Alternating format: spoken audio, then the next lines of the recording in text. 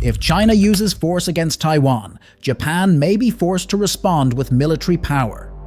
That message was not just a warning. It was the political bomb at the heart of Prime Minister Sanai Takaichi's remarks during a Diet hearing in November 2025. In that session, she warned that a Chinese move to bring Taiwan fully under its control by force could be treated as a situation that threatens Japan's survival. It immediately ignited a new diplomatic crisis between Tokyo and Beijing. China accused Japan of crossing a red line. It warned that if the self-defense forces dared to intervene in the Taiwan Strait, Tokyo would pay a painful price, even hinting at a crushing defeat if the two sides ever clashed on the battlefield. But words alone are not enough. Japan is quietly changing the military rulebook with a wave of technological advances. A series of completely new weapons, many almost unseen in public until now, is starting to surface, revealing Tokyo's determination to build up its military power and assert its place in the region. For many other countries, this might be just another defense headline. For a nation that once tied its own hands with a peace constitution, it is a historic pivot. Why is that? The answer does not lie in how cool or sophisticated these weapons look. Japan has long been synonymous with technology and innovation. What is different this time is the very nature of these systems. They are not just for passive defense. They are designed to let Japan intervene proactively and survive in the most brutal conflict scenarios in Northeast Asia.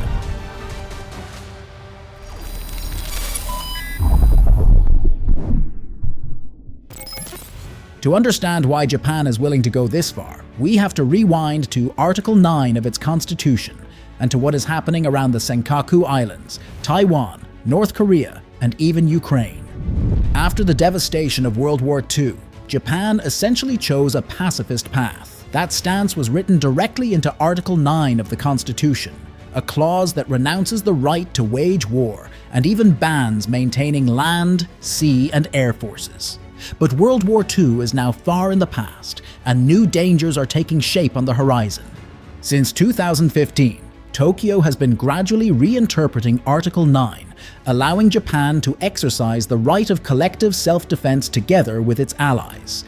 By the end of 2022, Japan turned up the dial again with a new national security strategy and a 5-year defense build-up program, setting the goal of raising defense spending to about 2% of GDP by fiscal year 2027. But in reality, Tokyo is moving even faster, with the supplemental budget for fiscal year 2025 pushing total defense spending to roughly 11 trillion yen and already hitting the 2% mark. Japan has effectively jumped to the same defense spending benchmark used by NATO and the European Union. Prime Minister Sanai Takaichi has made it clear that Japan cannot afford to wait until 2027. The focus is clear: build long-range counterstrike capability, the ability to hit back at enemy bases if Japan comes under attack. And the enemy here is no longer an abstract concept. In recent years, Chinese Coast Guard and naval vessels have repeatedly appeared near the Senkaku Islands. Chinese bombers and fighters regularly approach Japan's air defense identification zone. Chinese carriers conduct drills right on the edge of Tokyo's exclusive economic zone. Every time Beijing stages an exercise to encircle Taiwan, the flight paths of its bombers, warships, and missiles sweep close to or even cut across Japan's sea lanes and exclusive economic zones around the Nansei Island chain. That makes almost every Taiwan contingency scenario feel like Japan being dragged into the eye of the storm. At the same time, North Korea keeps firing missiles over or into waters around Japan, while the war in Ukraine shows what a prolonged modern conflict looks like, where countries that are geographically distant still get pulled in through economics, security, and supply chains. All of this forces Tokyo to accept a hard truth. If it continues to rely only on minimal self-defense, Japan will always be the reactive side in any conflict scenario. That is why the new security strategy is not just words on paper. It is being turned into reality through a series of completely new weapons programs, where Japan leans on its technological strengths to narrow the gap with China, North Korea, and even Russia. Instead of simply buying a few more fighter jets or building a few more destroyers, Tokyo is pouring resources into a hidden set of trump cards made up of 5 weapons that could change how the entire game is played at sea. Each piece in that set is aimed directly at how China and North Korea plan to use their fleets, missiles, and amphibious forces. Put together, they show that Japan is preparing for a completely different kind of war. So what exactly are these 5 never-before-seen weapons Japan is quietly building? And why do they make Beijing, Pyongyang, and even Moscow think twice? Let's start with the most shocking weapon, something that once existed only in science fiction. Now it sits on the deck of a Japan Maritime Self-Defense Force test ship, a naval electromagnetic railgun. What makes Japan's naval railgun so dangerous is that even if you ignore its sci-fi aura, the raw hardware alone is enough to make any opponent nervous. In tests, this gun has fired a metal projectile at more than Mach 6.5, roughly 4,900 miles per hour. Modern tank guns sit around 3,900 miles per hour. At those speeds, this is a true kinetic weapon. The round does not need a warhead. It carries no explosives. All the damage comes from its massive kinetic energy on impact, enough to punch through a ship's hull, radar arrays, command island, or critical sensor clusters with a single accurate hit. In terms of range, Japan's railgun has already reached over 60 miles at an energy level of about 5 megajoules. The future goal is 20 megajoules to push range and destructive power even further. From the very beginning, Tokyo made its ambition clear.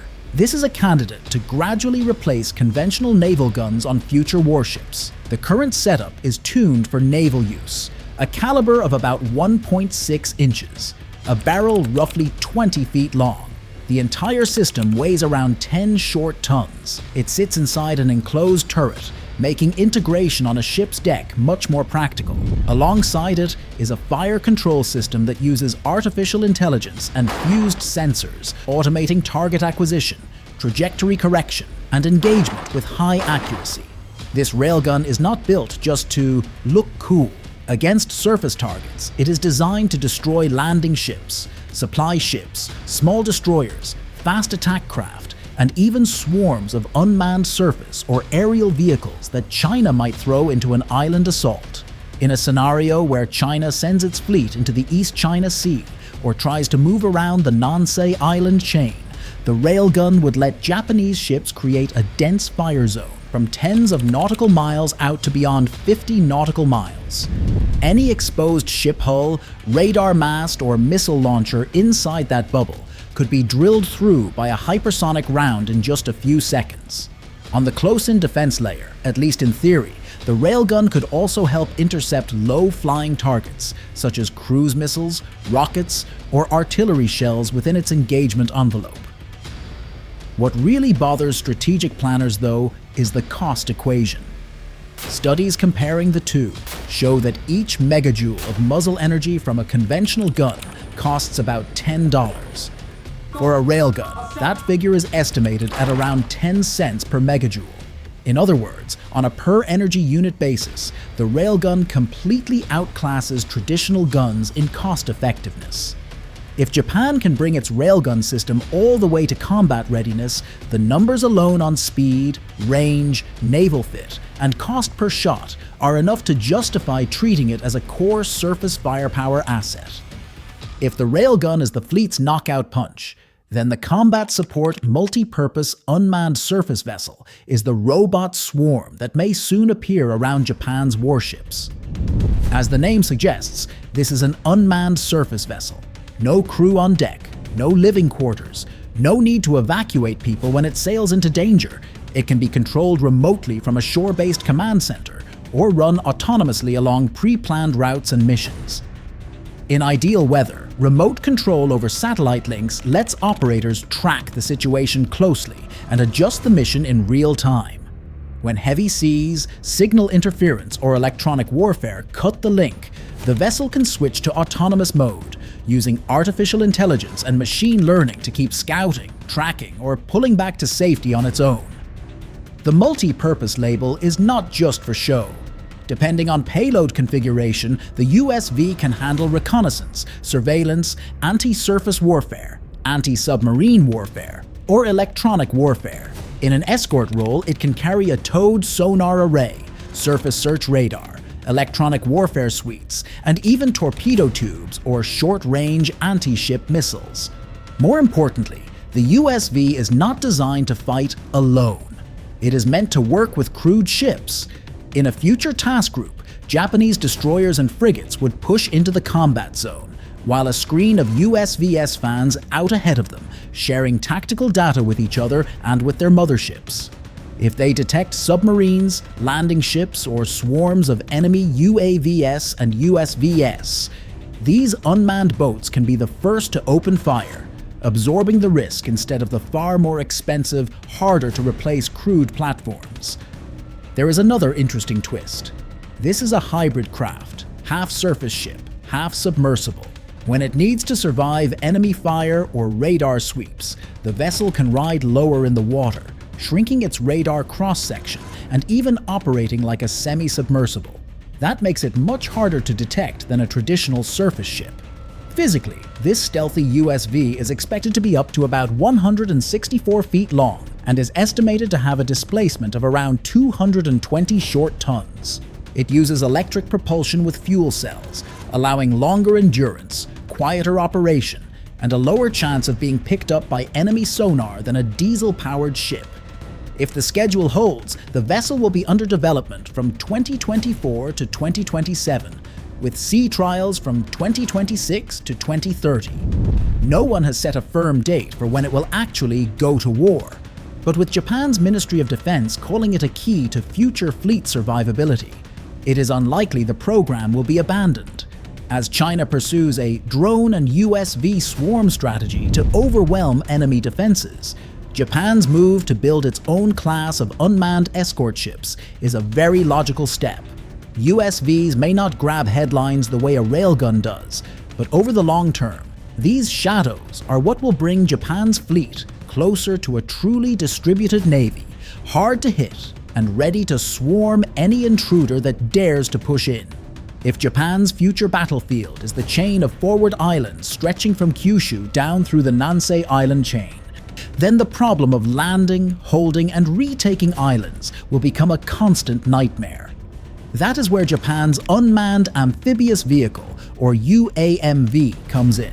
It is a rugged robotic platform designed to operate on both land and water without anyone on board. The interesting part is that the UAMV is almost a bundle deal. It is designed to support the Crewed Assault Amphibious Vehicle, or AAV, now under development by Mitsubishi Heavy Industries. The AAV is a tracked amphibious vehicle that can move both on land and at sea. It can carry up to about 21 troops, plus a crew of 3. Its mission is to move landing forces from the mothership to the beach. The problem is that landing on territory held by the enemy, especially small, narrow islands that are easy to fortify, is rarely a smooth mission.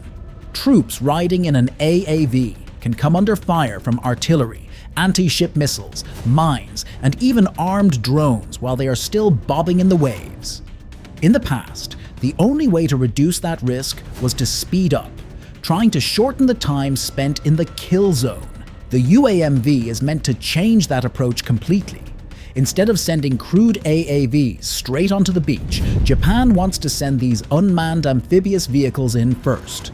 UAMVs can move ahead, close with the shore, and use their sensors and weapons to soften up or even sanitize the landing zone. They can detect machine gun nests, missile launchers, coastal mines, or ambush positions, then mark them, strike them, or trigger the danger before the troops arrive.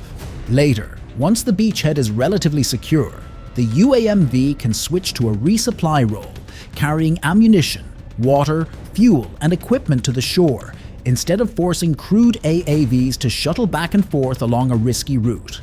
In terms of operation, the UAMV is similar to the USV. It has 2 modes: remote control over satellite links and autonomous AI control. It can share data with crewed AAVs, with aerial drones, and with offshore command ships, forming an integrated amphibious network. In design, The UAMV has roughly the same size and shape as the AAV, but uses electric assist technology in its drive system. That allows a more compact chassis and a lower center of gravity, helping it cross coral reefs, shallow waters, and complex terrain around Japan's islands, where large, bulky hulls are very easy to run aground or damage.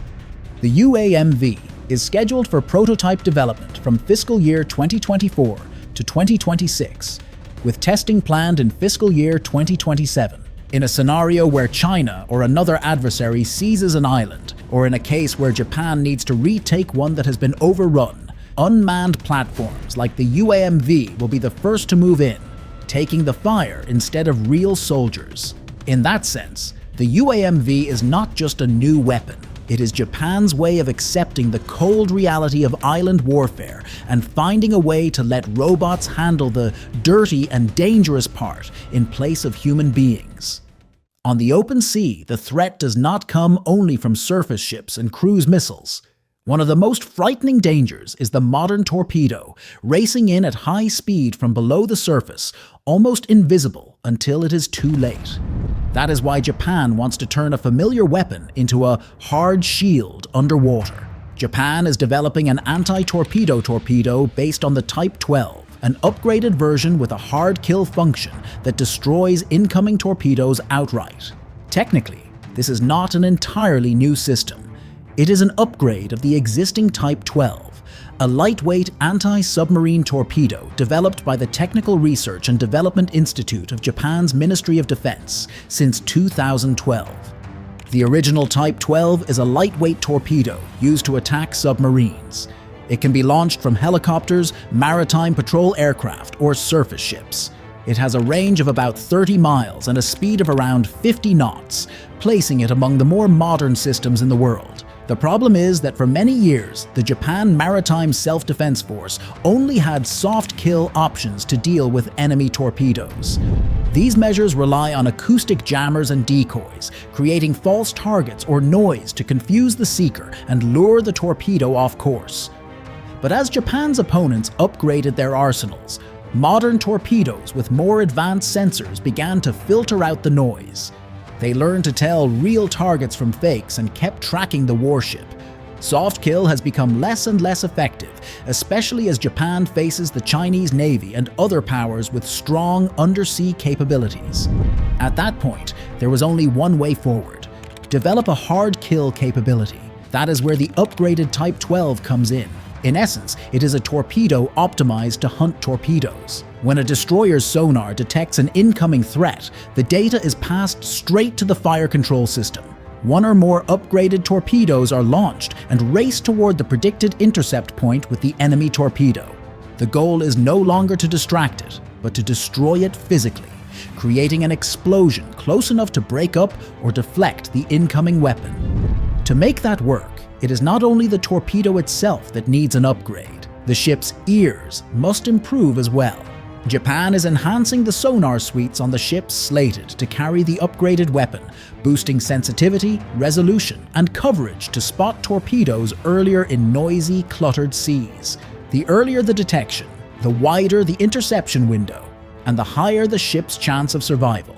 As Chinese submarines operate more widely across the Western Pacific, from the East China Sea down into the South China Sea, Japan's move to develop a class of anti-torpedo torpedoes is a very practical defensive step. The program to upgrade the Type 12 into an anti-torpedo system was written into the Ministry of Defense plans in fiscal year 2023. Prototype construction began in 2024, with sea trials scheduled to run roughly from 2025 to 2029. This is not a weapon built to impress on the front page. It is the system that decides whether a ship lives or sinks in those final seconds, when the silent killer under the surface is closing in fast. If the first four weapons mainly answer the question, how will Japan fight? This fifth package answers a far more frightening one. How will Japan survive a storm of hypersonic missiles from China and North Korea? Here, Tokyo is not talking about a single gadget. It is building an entirely new defensive brain made of 4 pieces: a multi-band radar, an AI-powered combat management system, or CMS, an upgraded new ship-to-air missile for ship-launched air defense, and in the future, an outer layer of interceptors in the glide phase, the Glide Phase Interceptor, or GPI, developed with the United States. The starting point is a nightmare called hypersonic weapons. The hypersonic glide vehicles and anti-ship ballistic missiles that Japan's rivals keep testing offshore can fly at speeds above Mach 5. They can change course suddenly and dive on their targets along unpredictable paths. They are fast enough to punch through most layers of traditional missile defense, and agile enough to turn interception into something close to impossible. For a country that lives by the sea and depends on shipping lanes, this is not just a technical issue, it is a question of survival. The first piece in this defensive package is a new generation multi-band radar. Instead of relying on a single frequency band, Japan's radar is designed to work in 2 bands at once. S-band to detect targets at long range. X-band to lock onto closer threats with high precision. A modular design lets the system scale up or down depending on the platform, so it can be mounted on many different classes of ships. At the technological core of the radar is gallium nitride. It allows higher power, higher frequency transmission and reception, and far more durable operation than traditional components. In simple terms, this gives Japan a pair of eyes that can see small, extremely fast objects that are maneuvering constantly against a noisy background of sea and sky. In that environment, older radars are easily blinded. But good eyes are not enough. Japan also needs a brain to process that massive stream of data in real time. That is why it is developing a new combat management system built specifically for its future destroyers. This CMS uses an open architecture. It can integrate new sensors and weapons for decades to come without tearing the whole system down. More importantly, Japan wants maximum automation. The goal is to use artificial intelligence and machine learning so the system can fuse data from radars, sonars, satellites, and airborne early warning aircraft, then propose the optimal interception plan almost instantly. With Japan's population aging fast and military manpower limited, handing the heaviest part of combat decision-making to machines is almost a necessity. The third piece is the new ship-to-air missile, or NSAM, a ship-launched surface-to-air missile that Japan is redesigning to deal with ultra-fast targets. At its core, NSAM is still a medium to long-range air defense missile, but it is being upgraded in 3 critical areas. The first is the seeker. By combining an infrared sensor with an active radar seeker, NSAM can track targets flying at very high speed, along irregular flight paths, or at constantly changing altitudes without easily losing lock. Next are the side thrusters, small lateral motors mounted around the body that let the missile make sharp turns at high altitude, boosting its agility so it can chase down hypersonic targets in the final phase of the intercept. Finally, there is the Fire Control System, or FCS, which is not mounted on the missile itself, but acts as the guidance brain for NSAM. The new FCS software will squeeze every bit of value out of the multi-band radar and CMS data. It will calculate trajectories, lead angles, and ideal intercept points in real time, then continuously feed course correction commands to the missile in flight. The outermost layer of this defense umbrella in the medium term is the Glide Phase Interceptor, or GPI, which Japan is developing together with the United States. If the multi-band radar and CMS make it possible to detect and track hypersonic glide vehicles early, and NSAM handles supersonic and hypersonic targets in the terminal phase, then GPI is designed to grab them in the glide phase. That is the window where a hypersonic glide vehicle is still at high altitude, moving fast but not yet diving on the target. In theory, intercepting in this phase gives defenders more reaction time and reduces the risk of debris falling on friendly territory or shipping. Although GPI is still several years away from true combat readiness, Japan's decision to formally join the program sends a very clear message. It is not willing to become a hostage to hypersonic weapons. Taken together, this hypersonic defense package gives Japan something that was almost unimaginable only a few years ago. a layered defense system able to detect early, track accurately, and intercept step by step against threats ranging from ballistic missiles and anti-ship missiles to the modern hypersonic weapons that China and North Korea are racing to deploy. It does not make Japan invulnerable, but it makes any missile storm battle plan far more expensive, far riskier, and much less certain for an adversary. And in the world of modern deterrence, sometimes simply forcing an opponent to hesitate and recalculate is already the first strategic victory. So there you have it. 5 new classes of weapon that promise to transform Japan's military power at sea. What makes this even more striking is that less than a decade ago, most Japanese citizens were still wary of sharply increasing defense spending. In 2022, according to an Asahi Shimbun poll, only about 34% of Japanese supported higher defense spending. By 2025, against the backdrop of the war in Ukraine, the growing missile threat from China and North Korea, and plans to raise defense outlays to roughly 2% of GDP, new surveys such as those by Kyodo News showed around 60% of the public in favor of more defense spending. What was once a minority opinion has now become the mainstream view. It clearly reflects how the Japanese public's perception of self-defense needs and national deterrent power has changed. What about you? Do you think Japan's decision to ramp up military spending makes sense? Is a war in East Asia really sitting just beyond the horizon? And if it is, which of Japan's new weapons do you think has the best chance to make a decisive difference? Share your thoughts in the comments. Thank you for watching, and we'll see you in the next video.